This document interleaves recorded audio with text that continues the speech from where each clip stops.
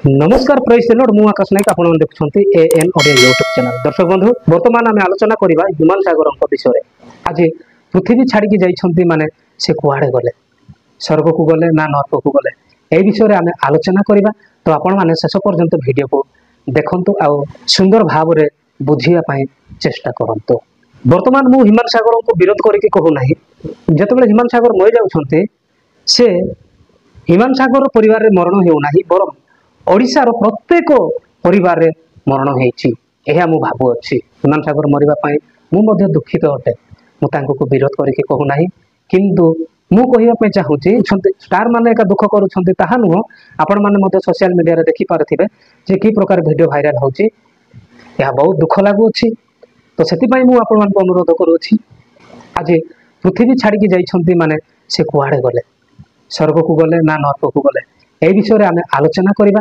तो आपण माने शेष पर्यंत वीडियो को देखंतु आ सुंदर भाव रे बुझिया पई चेष्टा करंतु। आमे किछि बाइबल को पठन करबा, जहा कि लोक पुस्तक 16 पर्वर 19 रु आमे आरंभ करबा। एठारे एपरि लेखा हुए, जने धनी लोक थिला, से बहुमूल्य वस्त्र पिंधे महा आडंबर प्रतिदिन आमोद प्रमोद करुथिला। एठार लेखा है जने धनी लोक थिला, से बहुत दामर वस्त्र पिंधिकी आडंबर सहित मजा मजलिस करुथिला। तापर आगु को लेखा हुए, किंतु ताहार फाटक पाखरे लाजारा बोली जने भिकारी पड़ी रहिथिला, तार देह जाक घा भर्ती होइथिला। से धनी लोकर बाहर गोटे गेट थिला, आ से गेट रे जने भिकारी पड़िकी रहउथिला, तार ना होछि लाजारा। आ सेही लाजारार देह जाकरे पूरा घा भर्ती हेइके थिला। आ तापर आगु को कोन कहू अछि, से ही धनी लोकर मेजरू पड़िबा ओइठारु किछि खाई पेट पुराइबा को आशा करुथिला। सेही भिकारी लाजारा कोन करुथिला, से धनी लोक खाई कि जो ओइठा पड़िबो से ओइठा खाई कि तार पेट भर्तीबा पई से आशा करुथिला। तापर लेखाई छि, आ कुकुर गुडा को सुधा आसी तार घा सब चाटुथिले। देखंतु सेही लाजारार देहरे घा जाको भर्ती हेइथिला, आ सेही घा को कुकुर जाको सुधा आसिके चाटुथिले।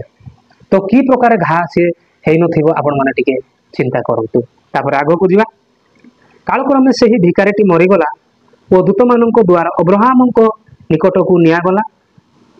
परे सेही धनी लोक मध्य मरिगला ओ समाधि पाइला। देखंतु एठारे सेही भिकारी जहाँ को नाम लाजारा, से मरिगला परे से धनी लोक मध्य मरि जाउछि। दी जण जाको मरि जाउछन्ते एका थरके।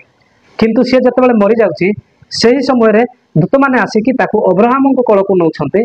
आ एही धनी लोक जतबेले मरुछि, ताकू मध्य ताको समाधि दिया जाउछि। जतबेले समाधि दिया हैला, तापर कोन घटना घटुछि आपण माने देखंतु। आ से नरक जंत्रणा रे कलबल होई ऊपर को चाहि दूर रे अब्राहम ओ तांको कोल रे लाजारा को देखिला। आगे किए देखिला, जिए मरि गला से धनी व्यक्ति से नरक को जाइकी सेटा जंत्रणा पाउछि। आ जो समय से जंत्रणा पाउछि, सेही समय से ऊपर को देखुछि, ऊपर को एमती अनेला बेलको से देखुछि जे कि नरक रे थिबा धनी लोक जतबेले पृथ्वी रे बंचिकी थिला, तार ओइठा खाई कि पेट पुराइ पई जे आशा रखुथिला, सेही भिकारी कोन करिछि ना आज अब्राहमक कोल रे अछि, सेटा से धनी व्यक्ति देखु अछि। तो तापर लेखाई छि, तो सेतिरे से डाकी कहिला, हे पिता अब्राहम। के कहउछन्ते आज्ञा, ऊपर को देखिला अब्राहम को कोल रे सेही भिकारीटी अछि, के लाजारा। आ सेति पई बोले कि अब्राहम रो कोल गोटे भलो स्थान अटे। आ सेही भलो स्थान रे लाजारा को रखा जाइथिबा हेतु ये धनी लोक देखुछि जे से जंत्रणा रे कलबल हेउछि, अर्थात खराब जगह रे से अछि। सेति पई से भलो जगह को जेमिति जीव अब्राहम को डाकुछि, कोन कहि कि डाकुछि, हे पिता अब्राहम, मते दया करी लाजारा को पठाई दियंतु। कोन पई से पठाई दियंतु बोली कि कहउछि, सेटा आमे आउर देखिबा। जेपरि से पानी रे आपना अंगुली रो टिपो बुडाई मोर जीव को ठंडा करे, कारण मु एही नियारे कलबल हेउछि। देखंतु लेखाई जी, ताकू पठाइले से ए आंगुठी पानी रे बुडैबो, आ बुडै की गोटे टुप्पाटे मो जीभरे पकई देबो। काहे कि ना नरक जंत्रणा गोटे भयंकर जंत्रणा अटे। आपण माने ध्यान रे सुनंतु। ଯେତେବେଳେ ଆପଣମାନେ ଆମୋଦ ପ୍ରମୋଦ କରୁଛନ୍ତି, ବହୁମୂଲ୍ୟ ଡ୍ରେସ୍ ପିନ୍ଧୁଛନ୍ତି, ସେହି ସମୟରେ এই ବାକ୍ୟକୁ ମନେ ପକାଇବେ। ତ ପିନ୍ଧିବାଟା ମୁଁ ମନା କରୁନାହିଁ, କିନ୍ତୁ ଅନ୍ୟକୁ ମଧ୍ୟ ଆମେ ପିନ୍ଧେଇବା ଦରକାର। ତ ସେ ଯେତେବେଳେ ଯନ୍ତ୍ରଣା ପାଉଛି ସେହି ସମୟରେ ତାକୁ ବହୁତ ଗରମ ହେଉଛି, ବହୁତ ଶୋଷ ହେଉଛି, ବହୁତ ଭୋକ ହେଉଛି, ସେଥିପାଇଁ ସେ କହୁଛି ମୁଁ ଏଇ ନରକର ନିଆଁରେ ସଢ଼ୁଅଛି ବା ପଡ଼ିଅଛି, ସେଥିପାଇଁ ତାକୁ ଟିକେ ପଠେଇକି ମୋ ଜିଭରେ ପାଣି ଗୋଟେ ଟୋପାଟେ ହେଲେ ପକାଇ ଦଉ। ତାପରେ ଆମେ ଦେଖିବା ଆଗକୁ। କିନ୍ତୁ ଅବ୍ରାହମ କହିଲେ, ପୁଅରେ ତୁ ଯେ ବଞ୍ଚିଥିବା ସମୟରେ ତୋର ଭଲ ବିଷୟ ସବୁ ପାଇଲୁ, ଆଉ ଲାଜାରା ସେହିପରି ମନ୍ଦ ବିଷୟ ସବୁ ପାଇଲା, ଏହା ମନେ କର। ଦେଖନ୍ତୁ, ସେ ଅବ୍ରାହମ କହୁଛି ଯେ ତୁ ଯେ ବଞ୍ଚିଥିବା ସମୟରେ ପୃଥିବୀରେ ଥିଲୁ, ସେ ସମୟରେ କେତେ ଆମୋଦ ପ୍ରମୋଦ କରିଅଛୁ ସେଇଟା ଟିକେ ତୁ ମନେ ପକା।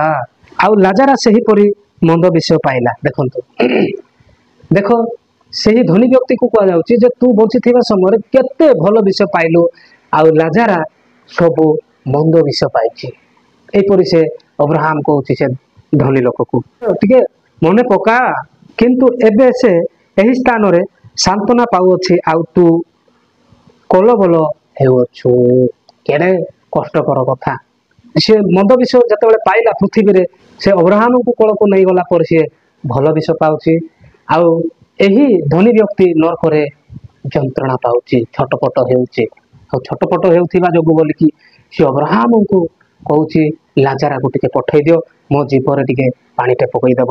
ତାହା ଛଡ଼ା ତୁମ ଆମ ମଧ୍ୟରେ ଅତି ବୃହତ ବ୍ୟବଧାନ ଅବସ୍ଥିତ, ଯେପରି ଯେଉଁମାନେ ଏ ସ୍ଥାନରୁ ତୁମମାନଙ୍କ ନିକଟକୁ ଯିବା ପାଇଁ ଇଚ୍ଛା କରନ୍ତି ସେମାନେ ଯାଇପାରନ୍ତି ନାହିଁ, ପୁଣି ସେ ସ୍ଥାନରୁ କେହି ଆମ୍ଭମାନଙ୍କ ନିକଟକୁ ପାର ହୋଇ ଆସିପାରନ୍ତି ନାହିଁ।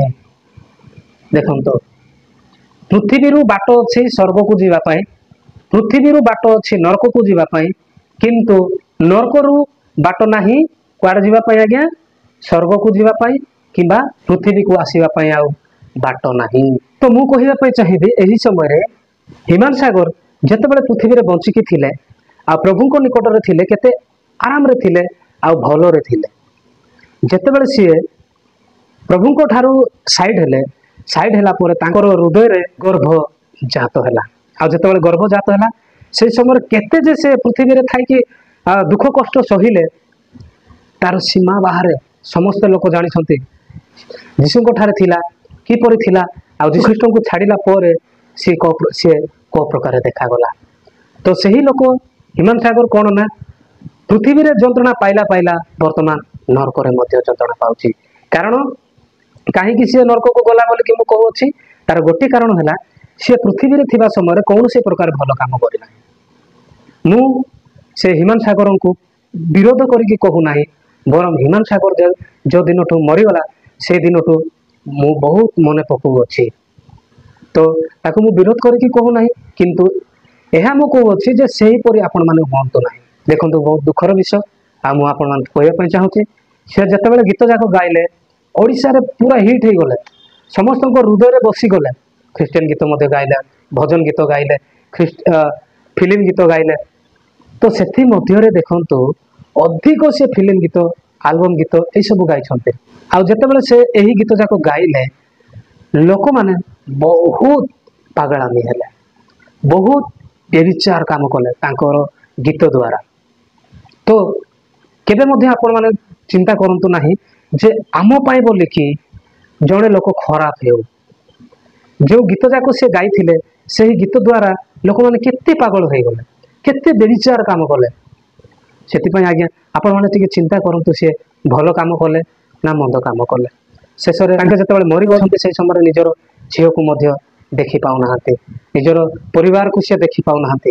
କେତେ ଦୁଃଖର ବିଷୟ। ସେଥିପାଇଁ ମୁଁ ଆପଣମାନଙ୍କୁ କହିବା ପାଇଁ ଚାହୁଁଅଛି, ବହୁତ ଜଲ୍ଦି ପରିବର୍ତ୍ତନ ହୁଅନ୍ତୁ। ଆଉ ମୁଁ ଏ ଭିଡ଼ିଓ ଯେଉଁ ବନେଇଛି, ଏଇଟା କୌଣସି ପ୍ରକାର ହିମାନ ସାଗରଙ୍କୁ ରାଗିକି ନୁହଁ, କି ତାକୁ ନାଇଁ ସେ ମରିଗଲା ଭଲ ହେଲା, ତାହା ନୁହଁ।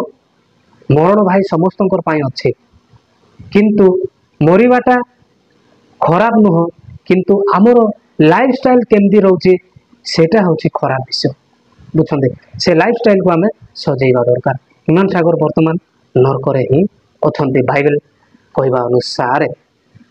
ତ ସେଥିପାଇଁ ମୁଁ ଆପଣମାନଙ୍କୁ ଅନୁରୋଧ କରୁଅଛି এই ଭିଡ଼ିଓକୁ ଆପଣମାନେ ବହୁ ମାତ୍ରାରେ ସେୟାର କରନ୍ତୁ ଆଉ ଚ୍ୟାନେଲଟିକୁ ଯଦି ନୂଆରେ ଦେଖୁଛନ୍ତି ତେବେ ସବସ୍କ୍ରାଇବ କରିକି ରଖନ୍ତୁ ଆଉ ଭିଡ଼ିଓଟି କେମିତି ଲାଗିଲା ତାହା କମେଣ୍ଟ ମାଧ୍ୟମରେ ଆପଣମାନେ ଜଣାନ୍ତୁ। ତ ଦର୍ଶକ ବନ୍ଧୁ ଆଜି ପାଇଁ ଏତିକି, ପୁଣି ଦେଖା ହେବ ନେକ୍ସଟ ଭିଡ଼ିଓରେ। ସେହି ଭିଡ଼ିଓ ପର୍ଯ୍ୟନ୍ତ ସମସ୍ତଙ୍କୁ bye bye, God bless you. ପ୍ରଭୁ ସମସ୍ତଙ୍କୁ ବହୁମୂଲ୍ୟ ଭାବରେ ଆଶୀର୍ବାଦ କରନ୍ତୁ।